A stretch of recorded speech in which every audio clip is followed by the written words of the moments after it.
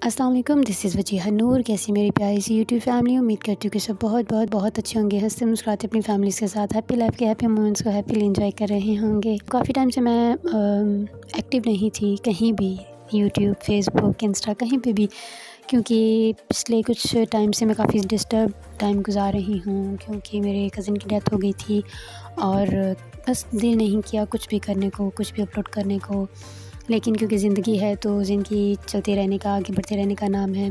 तो जो हमसे बिछड़ गए हैं, जो हमसे दूर चले गए हैं अपनी अब्दी ज़िंदगी में, तो अल्लाह पाक उनकी आखिरत को सँवारे, उनको करवट करवट जन्नत नसीब करे और जो जहाँ भी हैं वो खुश रहें, आबाद रहें। तो आज मैं आप लोगों के साथ शेयर करने जा रही हूँ अपनी रूटीन के मैं पूरा दिन कैसे गुज़ारती हूँ या कैसे गुज़ारने वाली हूँ।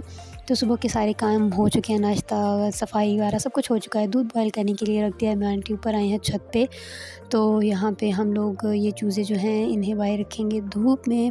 तो अब आप सोच रहे होंगे कि ये चूज़े कहाँ से आ गए हैं। तो मेरे जेठ जी जिन्हें बहुत शौक़ है इन चीज़ों का, चूज़े रखने का, तो मेरी शादी से पहले उन्होंने रखे भी काफ़ी ज़्यादा, उनसे बातें भी करते थे।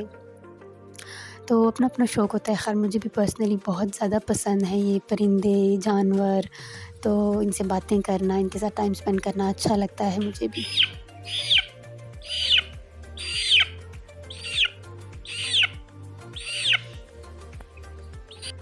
फ़िलहाल कोई कच्ची जगह नहीं थी, तो इसलिए हमने इन्हें रखा स्टोर में एक साइड पे। सुबह धूप में रखते हैं तो फिर उस जगह को हम साफ़ कर देते हैं, तो शाम में फिर वहीं पे हम इनको बंद कर देते हैं। तो यहाँ पे आंटी रोटी के छोटे-छोटे टुकड़े बना रही हैं ताकि इन्हें खाने में आसानी हो, और मैं नीचे आई हूँ। यहाँ शलजम के पत्ते जो हैं ये हमने सेपरेट करके रखे हुए हैं, तो ये कट करके इन्हें डालेंगे। सुबह-सुबह बिल्कुल फ्रेश सब्ज़ी आती है हमारे यहाँ पे गली में, मतलब एक लोडर आती है जिसमें पालक, साग, सोए, धनिया और टमाटर और क्या-क्या, गाजर, मूली, मतलब बहुत कुछ होता है, फ्रेश होता है। तो हमारी मोहल्ले की आंटियाँ जो हैं वो आके यहाँ से वो सब्ज़ी जो है वो लेती हैं। तो हमने भी लिए थे शलजम, और उनके पत्ते जो हमने अब कट कर लिए हैं, ये डालेंगे हम अपने चूज़ों को, तो वो खाएँगे। तो केयर करना चाहिए, अगर हम रखते हैं तो उनकी केयर भी करनी चाहिए। तो यहाँ पे आंटी ने कहा कि अभी तो टाइम है, तो हम कट कर लेते हैं एक ड्रेस, और जब फिर टाइम मिलेगा तो फिर उसको हम स्टिच कर लेंगे, क्योंकि दिन बहुत छोटे हो गए हैं। बहुत मुश्किल हो जाता है कि पूरे दिन में घर का काम करना और फिर खाना वगैरह बनाना होता है, और उसके साथ-साथ ये काम फिर थोड़ा मुश्किल हो जाता है। तो जैसे-जैसे टाइम मिलता है तो हम वैसे-वैसे काम कर लेते हैं। तो ये अभी शलवार जो है ये आंटी मेयर कर रही हैं। तो आंटी ने जो तरीका बताया, यकीन मानिए आज से 14 साल पहले अम्मी ने मुझे बताया था, तो मुझे वो बड़ा मुश्किल लगा था। मतलब 14-15 साल की उम्र में इतनी समझ शायद नहीं थी, इसलिए मुझे वो चीज़ मुश्किल लगी। तो अभी वो आंटी मुझे बता रही हैं कि ये इस तरीके से आज हम कट करेंगे तो काफ़ी ज़्यादा कपड़ा बच जाएगा। तो जैसे आंटी मुझे बता रही थी तो मेरे माइंड में आया कि अम्मी इस तरीके से सिलाई करते थे। तो मैंने अम्मी से कहा कि मुझे कोई सिंपल तरीका बताएँ, तो उसके बाद फिर आज ये चीज़ दोबारा मैं देख रही हूँ, और यकीन मानिए इसमें वाक़ई कपड़ा इतने अच्छे तरीके से बच जाता है, और इसको आप दोबारा किसी भी तरीके से यूज़ कर सकते हैं उस कपड़े को। तो यहाँ आंटी ने लेंथ में ही शलवार की लेंथ को चेक किया, फिर उसी से आगे थोड़ा-सा आसन जो होता है वहाँ से उसकी मेज़रमेंट करके बाकी कपड़ा जो है वो पूरे का पूरा सालम बच गया, और उसका हम कुछ बना लेंगे, देखते हैं क्या करते हैं। खैर जी, उसके बाद ये है दोनों को पल्लों को जोड़ के तो यहाँ पे सिलाई की है, और अब 5 इंच का जितना होता है साइड में कुंदा के कहते हैं कि क्या कहते हैं जो भी इसको, तो उसका मार्जिन रखते हुए शलवार को ऊपर रखेंगे। ये चेक करें, ये अब यहाँ तक ऊपर से बचा के कपड़ा, तो फिर उन्होंने कट करना है, और फिर उसके अपोज़िट साइड पे भी उतनी ही मेज़र करते हुए उन्होंने दूसरी साइड से भी कट करना है, और फिर उसको पलट देना है। तो इसमें क्या होगा कि कोई भी एक्स्ट्रा पीस जो है वो डालने की ज़रूरत नहीं पड़ती है, और कपड़ा भी जो बचता है वो भी बहुत काम में आ जाता है। तो यहाँ आंटी मुझे दिखा रही है कि किस तरीके से ना काम, मतलब इसको कट करते हैं, और मेज़र किया दूसरी साइड से, फिर उसके अपोज़िट साइड से भी उतनी ही हमने मेज़र करके तो कट लगा देना है। तो कितने मज़े से मुझे सिखा रही हैं कि अगर इंच टेप ना हो तो बेटा इस तरीके से भी मेज़र करना चाहिए, ताकि कभी भी कहीं भी आपको करना पड़ जाए तो ज़रूरी नहीं कि आपके पास इंच टेप मौजूद हो। तो ये वाक़ई बड़ी महारत की बात होती है। तो ये चेक करें, दोबारा बार-बार मुझसे करवा रही हैं, तो ये चेक करें, ये हमने अब किया कट। इसको जब हम पलटेंगे तो इतनी अच्छी और खुली शलवार बनती है, उसमें कोई एक्स्ट्रा पीस नहीं डालना पड़ेगा। तो आप मुझे बताइएगा कि आपको ये तरीका कैसा लगा। मुझे तो बहुत सिंपल लगा है। हालांकि मैंने उस टाइम पे Patiala salwar, panel palazzo, belt वाली शलवार, चुन्नट वाली, चूड़ीदार पजामा, कड़ा पजामा, सिगरेट पैंट, मतलब बहुत से मैंने तरीके से शलवार को से स्टिच करना सीखा, कट करना सीखा।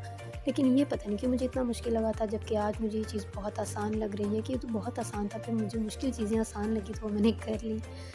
तो ख़ैर अब कमीज़ की कटाई का टाइम था, तो बॉर्डर हमने सेपरेट कर लिया पहले, और उसके बाद ये गर्म कपड़े, जॉर्जेट, रेशमी कोई भी कपड़े, तो उनको इस तरीके से आपने एक धागा खींच के काटेंगे तो वो बिल्कुल बराबर कट होगा।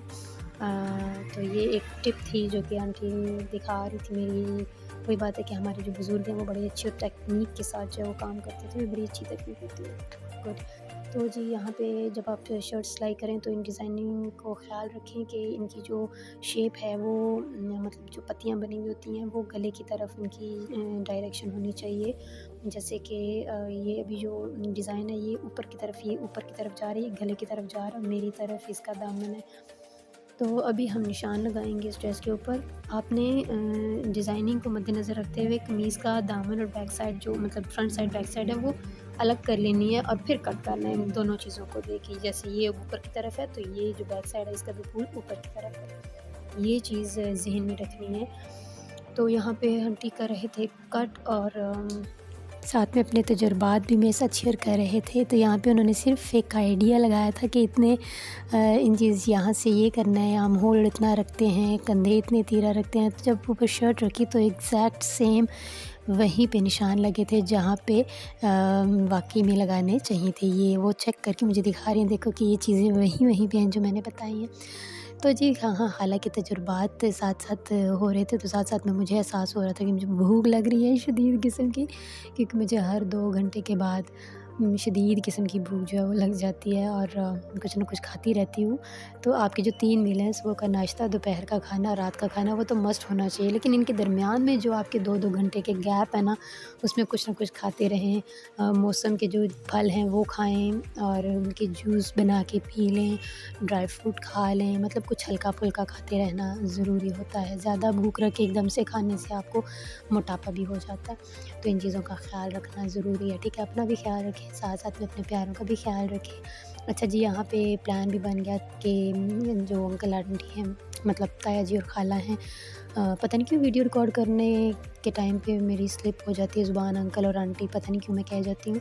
ख़ैर ताया जी और खाला ने जाना है जेहलम कुछ काम से, और मेरा और मेरे मियाँ जी का प्लान बना था कि हमने जाना है अपनी बाजी के घर, मतलब अपनी नंद के घर, क्योंकि मेरा बड़ा दिल उदास था, बड़ी परेशान थी बच्चों के लिए। बस दिल कर रहा था कि मिलूँ उनसे, बात करूँ, गप लगाऊँ और टाइम स्पेंड करूँ। लेकिन मसला ये है कि लाइट नहीं आ रही ना, लाइट आएगी तो फिर हम लोगों का कुछ प्लान कंफर्म होगा। तो लाइट नहीं है, और सर्दियों के कपड़े भी मैंने प्रेस करके हैंग नहीं किए, तो टेंशन ये है। खैर पानी डाला है चूज़ों के लिए ताकि वो थोड़ा निगाह सा नीम गर्म सा हो जाए तो वो पिएंगे, क्योंकि ज़्यादा ठंडा और ज़्यादा गर्म जो है वो उनके लिए अच्छा नहीं होता। तो यहाँ हम दोनों सेब इंजॉय कर रहे थे। ये कैसे हो सकता है कि हम खाएँ और हमारी चूज़ें ना खाएँ। तो हमारी खुराक में हमारे जो होते हैं चूज़े हों या जानवर जो भी हमने रखे हैं उनका हिस्सा ज़रूर निकालना चाहिए। तो यहाँ पे मैंने और खाला ने ये डाले हैं इनके आगे, और ये खा रहे थे।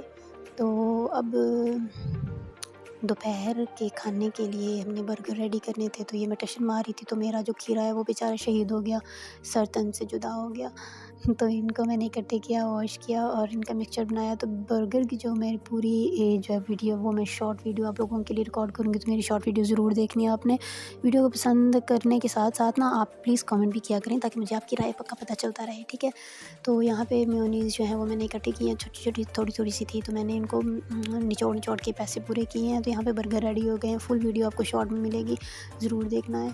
तो यहाँ 2:15 हो चुके हैं, लेकिन अभी तक लाइट नहीं आई है, तो मैं लाइट का वेट कर रही हूँ। दुआ करेंगे लाइट आ जाए, कमबख्त हमारी आ जाए सही। फाइनली 3:30 बजे हमारी लाइट जो है आ चुकी है, शुक्र। अब मैं अपने कपड़े प्रेस करूँगी, अपने और अपने मियाँ जी के, और उसके बाद फिर हम जाएंगे अपनी बाजी के घर। और इसके बाद का जो व्लॉग है वो आपको मेरी आने वाली वीडियो में मिलेगा कल, ठीक है। तो अपना रखें ढेर सारा ख्याल, मुझे रखें दुआ में याद में दिन कल, और अल्लाह हाफ़िज़।